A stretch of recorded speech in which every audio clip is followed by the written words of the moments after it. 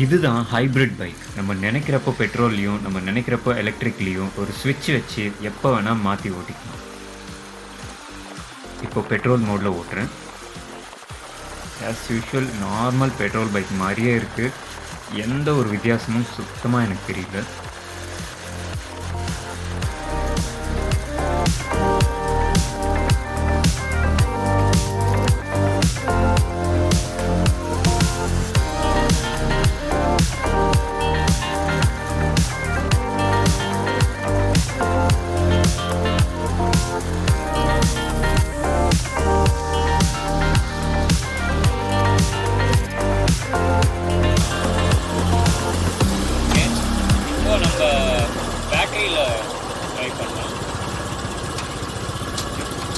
Completely petrol off பண்ணிடுச்சு.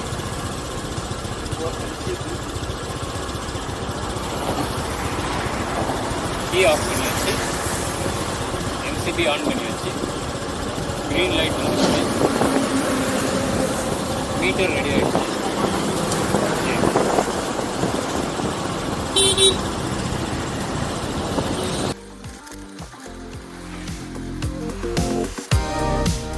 இப்போது electric மோடில் ஓட்டுறேன். வண்டி சான்ஸே இல்லாத அளவுக்கு செம்ம ஸ்மூத்தாக இருக்குது.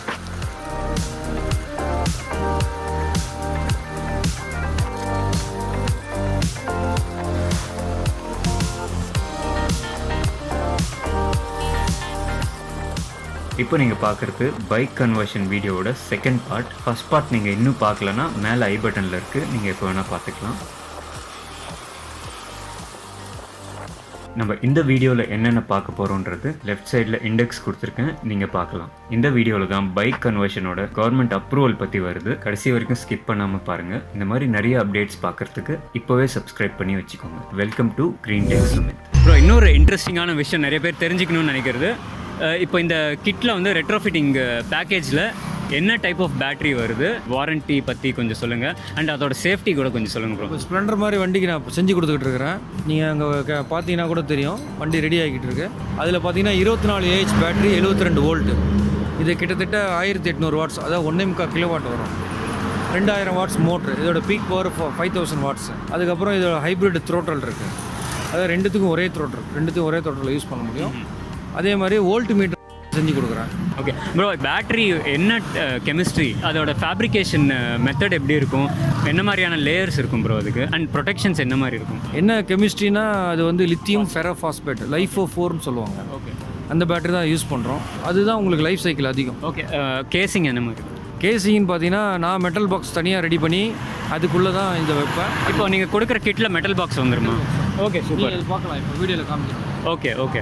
ஸோ வந்து ஃபாஸ்ஃபேட் பேட்டரி, மெட்டல் பாக்ஸு, அதாவது ஹார்ட் கேஸு வித் பிஎம்எஸ், அப்புறம் எம்சிபியும் வைக்கிறோம். ஓகே, ஸோ அது உங்களுக்கு ப்ரொடெக்ட் பண்ணணும். எங்கேயா லீக்கேஜ், கரண்ட் லீக்கேஜ் தான் கட் ஆஃப் ஆகிடும். ஓகே. ஸோ எம்சிபி பேட்டரிக்குள்ளேயே வருமா, செப்பரேட்டாக லைனில் வருமா? பேட்டரி செப்பரேட்டாக தான் இருக்கும், பட் வெளியில் தெரியாமல் வச்சுருப்போம். ஏன்னா நீங்கள் ஆப்ரேட் பண்ணுற மாதிரி உங்களுக்கு இருக்கணும், யூசர் ஃப்ரெண்ட்லியாக இருக்கணும். ஓகே, அதனால் பேட்டரிக்குள்ளே வைக்கிறது இல்லை. ஏன்னா பேட்டரி சேஃப்டி, காஸ்ட்லியான பொருள், அது ஈஸியாக கலட்டுற மாதிரி செட் பண்ணாமல் ஸ்க்ரூ போட்டிருப்போம். ஓகே. ஸோ கம்ப்ளீட்டாக சீல்டாக இருக்கும். ஓகே.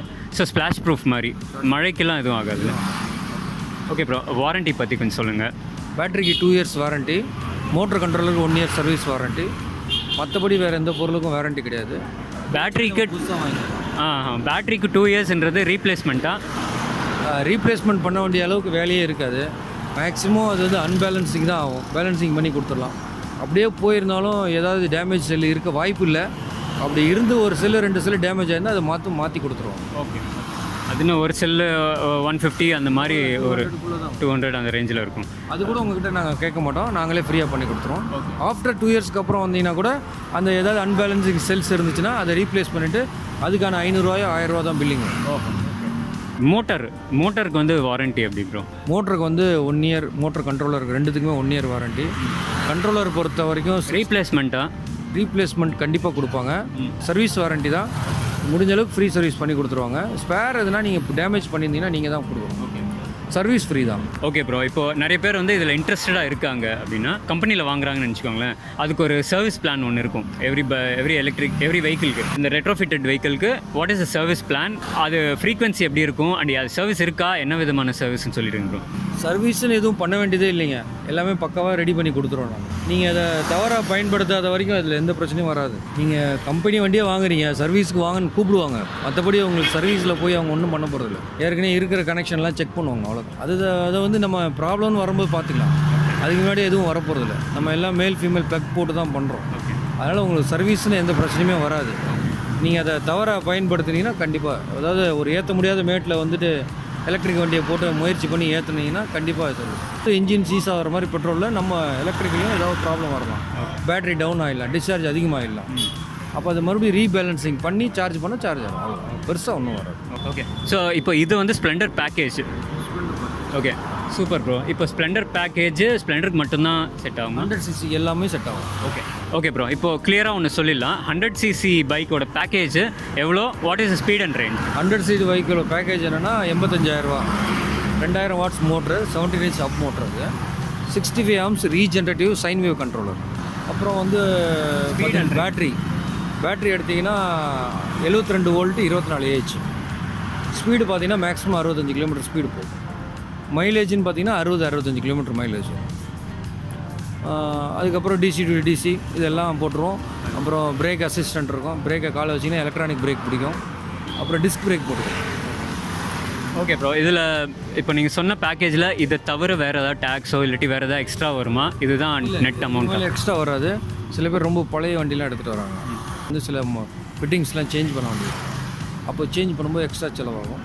ரெண்டாவது அதோட ஷாக் அப்சர்வர் கண்டிஷன் ரொம்ப ஒஸ்ட்டாக இருக்கும், நம்ம வெயிட் ஆட் பண்ணுறோம். அப்போ அந்த ஷாக் அப்சர்வர் என்ன பண்ணால் எதுக்குமே ஒத்துழைக்காது, வண்டியை ஸ்டெபிலிட்டியை நிற்க விடாது. அதுக்கான எக்ஸ்ட்ரா சார்ஜஸ் நீங்கள் கொடுக்குற மாதிரி இருக்கும். அது அவங்களே பேர் பண்ணி இருக்க ஃபால்ட்டை தான் நம்ம எக்ஸ்ட்ரா சார்ஜஸ்ன்னு சொல்கிறோம். நான் எதுவும் எக்ஸ்ட்ரா சார்ஜ் பண்ண மாட்டேன். இன்ஃபேக்ட் நீங்கள் சர்வீஸ் எக்ஸ்ட்ரா ஃப்ரீயாக பண்ணி கொடுக்குற மாதிரி அந்த பார்ட்ஸை வாங்கிட்டு சொல்ல போனால் அந்த பார்ட்ஸை வாங்கி நான் ஃப்ரீயாகவே மாட்டி கொடுப்பேன். ஓகே ப்ரோ, இப்போது சில பேர் வந்து நல்ல வண்டியை கொண்டு வருவாங்கள்ல, அவங்களுக்கு கன்செஷன் இருக்குமா? கன்ஸ்ட்ரக்ஷனில் எதுவும் கொடுக்க முடியாது. உங்கள் வண்டி BS6 மாடல் வண்டி வருது, கடந்த 1.5 வருஷமாக வந்துக்கிட்டு இருக்கு. அதில் காம்ப்ளிகேஷன் தான் அதிகம், தலைவலி தான் அதிகம், ஈஸியாக எதுவுமே செட் பண்ண முடியாது. ஏன்னா அவங்க நிறைய டிஃப்ரெண்ட் கொண்டு வராங்க. வெளியில் பார்க்குறது தான் சாதாரண வண்டி மாதிரி இருக்குது, உள்ளே ஏலியன் மாதிரி வேற ஒரு உருவம் உள்ளே இருக்குது. அப்படியா? அந்த உருவத்தோட வேலை என்ன ப்ரோ? அந்த உருவம் வேகப்பட்ட வேலை செய்யுது, புகையே வெளியே வராமல் இருக்கிறதுக்கு நிறைய சென்சார்ஸ் இருக்குது, நிறைய எலக்ட்ரானிக்ஸ் ஐட்டம்ஸ்லாம் வச்சுருக்குறாங்க. அதனால் இடமே ஃபுல் பண்ணிடுறாங்க, நம்ம எக்ஸ்ட்ரா உள்ளுக்குள்ளே ஹிட்டன் பண்ணி எந்த பொருளையும் வைக்க முடியல. ஆனால் அதுக்கும் உங்ககிட்ட வழி இருக்குது, எல்லாத்துக்கும் வழி இருக்குது. ஓகே ப்ரோ, முதல்ல இந்தியாவில் உங்கள் கம்பெனியில் வந்து RTO அப்ரூவல் ஒரு இதுக்கு வாங்கி காமிச்சிட்டாங்க. ஆமாம், அதை தான் நீங்கள் சொல்லுங்கள் ப்ரோ. அது பல பேரோட எதிர்பார்ப்பு. அது ஸ்ப்ளெண்டருக்கு நாங்கள் RTO அப்ரூவல் சென்ட்ரல் கவர்மெண்ட்லேருந்து வாங்கியிருக்கோம், ARI அப்ரூவல் வாங்கியிருக்கோம். ஸோ இது வந்து ஒரு சாதனை ப்ரோ. யாருமே வாங்கலைன்றதை விட யாருமே போராடி பல வருஷமாக டயர்ட் ஆகிட்டாங்களே தவிர, என்னோட ஃப்ரெண்ட்ஸோடு உட்பட சொல்கிறேன், அப்ரூவல் வாங்கி காமிச்சது உங்கள் கம்பெனி தான். எங்கள் கம்பெனி தான் வாங்கியிருக்கிறேன். இன்னும் தமிழ்நாடு கவர்மெண்ட்லேருந்து ஒரு ஜிஓ பாஸ் பண்ண வைக்கணும், அதுக்கான முயற்சி போய்கிட்டு இருக்கு. கூடிய விரைவில் அதில் வெற்றி கிடைக்கும்னு நம்புகிறேன். கிடச்சிதுன்னா கண்டிப்பாக மக்களுக்கு வந்து ஒரு சாதாரண நம்பர் பிளேட்டை பச்சை colour number plate, green colour number பிளேட்டாகவே மாற்றி கொடுக்கலாம், ஃபுல் எலக்ட்ரிக் கன்வர்ஷன் பண்ணி கொடுக்கலாம். இப்போதைக்கு ஸ்ப்ளெண்டர் மாடல் எதுவாக இருந்தாலும் 1997 அப்புறம் இருக்க எந்த வண்டியாக இருந்தாலும் மாற்றி கொடுக்கலாம். Super bro.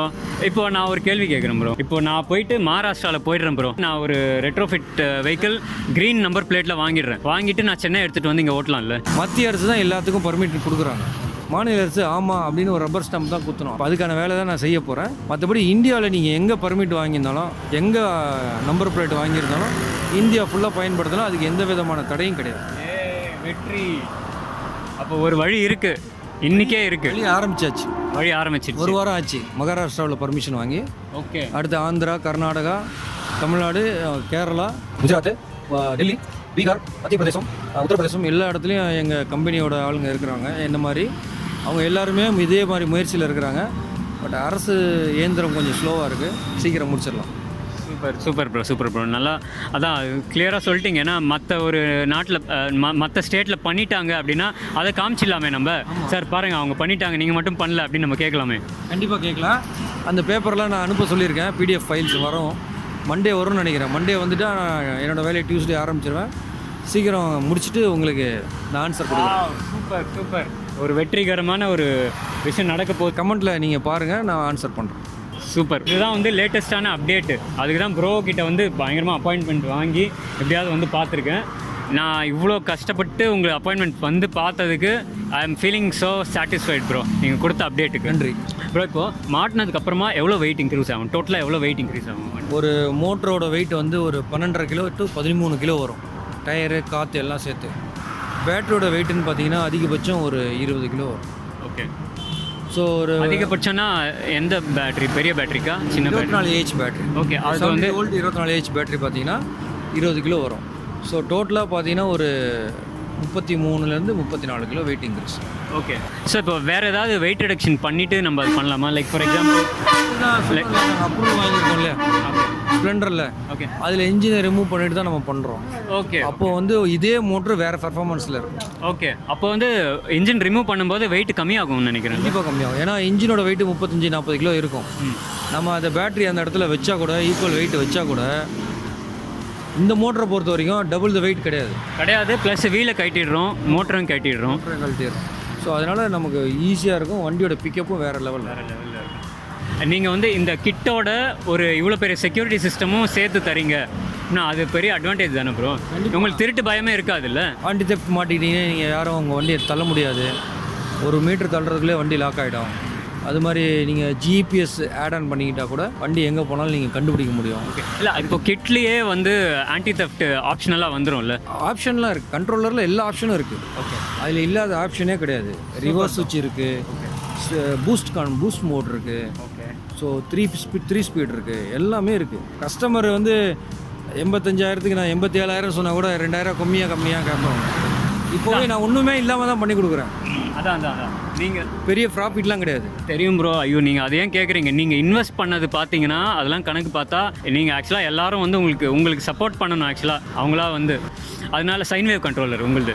அதனால நான் என்ன சொல்கிறேன், அதில் ஆப்ஷன் இருக்கும்போது நானாக இருந்தால் கண்டிப்பாக பண்ணிப்பேன் ப்ரோ. அது ஒன்ஸ் பண்ணிட்டேன்னா எனக்கு பயமேன்றதே இருக்காது. ஸோ எங்கே விட்டு போனாலும் எவனாலையும் டச் பண்ணவே முடியாது.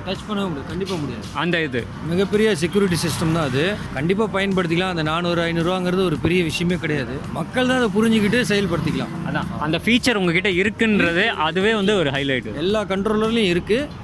அதுக்கு தனியாக ஒரு செட்டு வயர் அதில் இருக்கும். அதை வாங்கிட்டு வந்து அப்படியே இன்ப்ளக் பண்ண வேண்டி தான், வேறு எந்த வேலையுமே கிடையாது. ஓகே. அப்போ அவங்க அப்கிரேட் கூட பண்ணிக்கலாம். அவங்களே ஒரு மாதம் கழித்து கூட அவங்களுக்கு பிடிச்ச ஒரு அலாரமாக வாங்கிட்டு வந்து கூட செட் பண்ணிக்கலாம். Super bro. பிரியன் ப்ரோ, சான்ஸே இல்லை. இன்றைக்கி உங்களை நான் மீட் பண்ணுறதுல பயங்கரமாக அப்டேட்ஸ் கொடுத்துருக்கீங்க. நிறைய பேர் எதிர்பார்த்துட்டு இருக்கிற அப்டேட்ஸு. இன்றைக்கி இருக்கிற பெட்ரோல் ரேட்டு 102.5 அந்த மாதிரி போயிட்டுருக்கு. நிறைய பேர் இதுக்காக எதிர்பார்த்துட்டு இருக்காங்க. நீங்கள் கொடுத்த அப்டேட்ஸு நிறைய பேருக்கு சவுத் இந்தியாவில், தமிழ்நாட்டில் ஒரு பெரிய லேர்னிங்காக இருக்க போது, ஒரு பெரிய அப்டேட்டாக இருக்க போது. ரொம்ப நன்றி ப்ரோ. நீங்கள் இதை வந்து நான் உங்களை வந்து ஒரு சேவை செய்கிற ஒரு பர்சனாக பார்க்குறேன். அதாவது நீங்கள் ப்ராஃபிட்டில் பண்ணுறீங்களோ இல்லையோ, ஆனால் நீங்கள் அதுக்காக இன்வெஸ்ட் பண்ண டைமு, மணி, எஃபர்ட்டு இதெல்லாம் வந்து ஒரு விலை கொடுக்க முடியாத அளவுக்கு நீங்கள் பண்ணியிருப்பீங்கன்றது என்னோடய எண்ணம். அதுக்கு உங்களுக்கு பெரிய நன்றி அண்ட் ரெஸ்பெக்ட்டு. மேலும் மேலும் நீங்கள் வளரணுன்றது நாங்கள் வேண்டிக்கிறோம் ப்ரோ. Okay bro. நிறைய பேர் சொல்லிட்டாங்க மக்களே க்ரீனுக்கு மாறுங்கன்னு. கடந்த வாரம் கூட நீங்கள் பார்த்துருப்பீங்க, சைனாவில் 3 வருஷம் பெய்ய வேண்டிய மழை 3 நாளில் பெஞ்சிருக்கு. எல்லாத்துக்கும் காரணம் கிளைமேட் சேஞ்சஸ் தான்.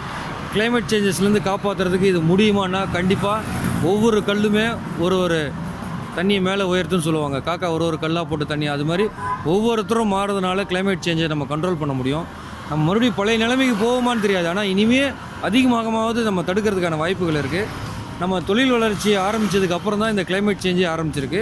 இது என்னோடய ஸ்டாட்டிஸ்டிக்ஸ் சொல்லுது. புள்ளிகள் என்ன சொல்லுதுன்னா, தொழில்துறை இந்த 19th செஞ்சுரிக்கு அப்புறம் தான் தொழில்துறைன்னு ஒன்று உருவாக்கப்பட்டது. அந்த தொழில்துறை வந்ததுக்கப்புறம் தான் இது எல்லாமே மாறுது. அதனால் தயவு செஞ்சு எல்லோரும் எலக்ட்ரிக்கு மாறுங்க, நம்ம பூமியை காப்பாற்றுங்க. இதை விட்டால் நமக்கு வேறு இடமே கிடையாது. இந்த பூமியை காப்பாற்றுறதுக்கு இருக்கிறது இந்த ஒரே ஒரு பூமி தான். வேறு எங்கே போய் தேடினாலும், எத்தனை நூற்றாண்டு நீங்கள் தூரம் பயணித்தாலும் உங்களால் வேறு பூமியை கண்டுபிடிக்க முடியாது. இதுக்கு இன்னும் 400 கோடி வருஷம் ஆயுள் இருக்குது. அது வரைக்கும் நம்ம வாழ்ந்துக்கலாம். தயவு செஞ்சு காப்பாற்றுங்க. பிரமாதம். இதுக்கு மேலே என்ன சொல்கிறதுன்னு தெரியல ப்ரோ. ஈஸ்ட் இந்தியன் கம்பெனி ஆரம்பித்ததுலேருந்து இன்றைக்கி வரைக்கும் நம்ம எவ்வளோ ரிசோர்ஸஸை வந்து டிஸ்ட்ரக்ட் பண்ணியிருக்கோம் அப்படின்றது புள்ளி விவரத்தோட ப்ரோ வந்து ஒரு எக்ஸாம்பிள் கொடுத்துருக்காரு. ஒரு நல்ல விஷயத்துக்காக நம்ம பண்ணுறதா நினச்சி இதை பண்ணுறதும் வந்து நிறைய பேர் உணர வேண்டிய ஒரு விஷயம்.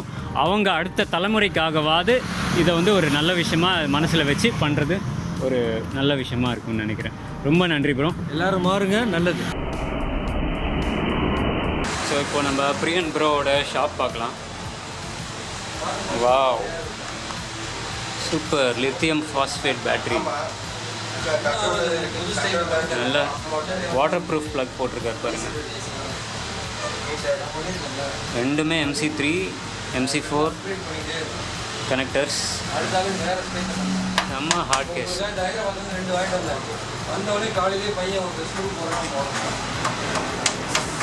நல்லா ரிச்சடாக இருக்குது.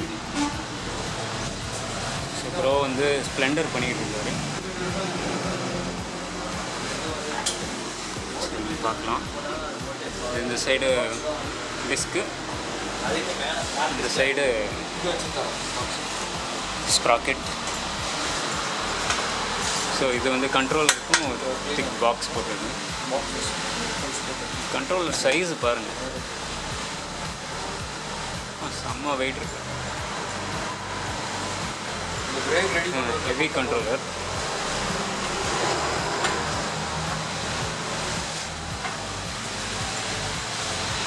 டெக்னீஷியன்.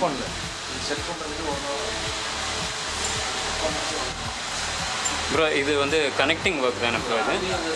ஓகே.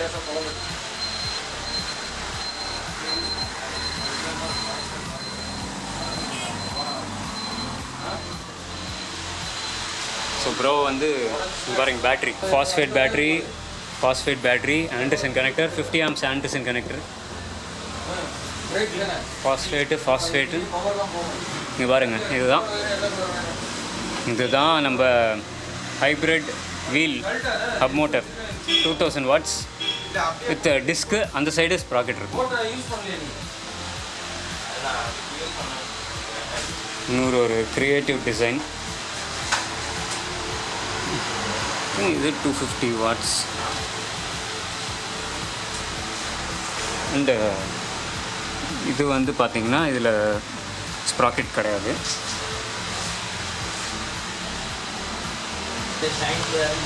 ஸோ இதுதான் நம்ம பிரியன் சாரோட ஒர்க் ஷாப். அங்கே ஒர்க் போயிட்டுருக்கு, டெக்னீஷியன்ஸ் எல்லாருமே. And store room. லக்கியாக எனக்கு இந்த இடத்துக்கு வர்றதுக்கு ஒரு சான்ஸ் கிடச்சிருக்கு. இது பிரியன் ப்ரோவோட stock. So all the stock is there for motorcycle conversion kit. So நம்ம டிமாண்டுக்கு ஏற்ற மாதிரி பிரியன் ப்ரோ வந்து இந்த மாதிரி கிட்டை வந்து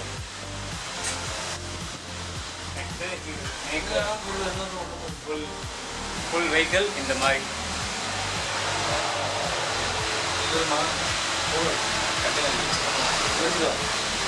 ஸோ ஒர்க் லைவ்லேயே போயிட்டுருக்கு பாருங்கள். ஒவ்வொரு பைக்கும் ஒவ்வொரு சேலஞ்சை வந்துக்கிட்டே இருக்கும். லைக் என் கண்ணு முன்னாடியே வந்து ப்ரோ ஒவ்வொரு டிஃப்ரெண்ட் சேலஞ்சஸ் அவர் ஓவர் கம் பண்ணிக்கிட்டு இருக்காரு. சும்மா கிடையாது. நம்ம எடுத்து ஃபிட் பண்ணுறதுன்றது இந்த எக்ஸ்பீரியன்ஸ் இருக்கும்போது தான் வி கேன் பர்ஃபெக்டாக வரும். அது மட்டும் நல்லா தெரியும். ஸோ அதனால தான் நான் இங்கே கொஞ்சம் டைம் ஸ்பெண்ட் பண்ணி நான் ப்ரோ கூட இந்த மாதிரி விஷயம் எல்லாத்தையுமே பார்த்து, இது வந்து சிம்பிளான விஷயம் இல்லை, ஒரு எக்ஸ்பீரியன்ஸ் இருந்தால் தான் பண்ண முடியும் அப்படின்றது என்னால் உணர முடியுது. இல்லை வீடியோ என்ஜாய் பண்ணியிருப்பீங்கன்னு நினைக்கிறேன். வீடியோ பிடிச்சிருந்தா ஒரு லைக் கொடுங்க. இதே மாதிரி இன்னும் நிறைய அப்டேட்ஸ் வருது, அதுக்கு சேனல் சப்ஸ்கிரைப் பண்ணுங்கள். அடுத்த பதிவில் சந்திக்கலாம். உங்கள் கிரீன் டெக் நண்பன்.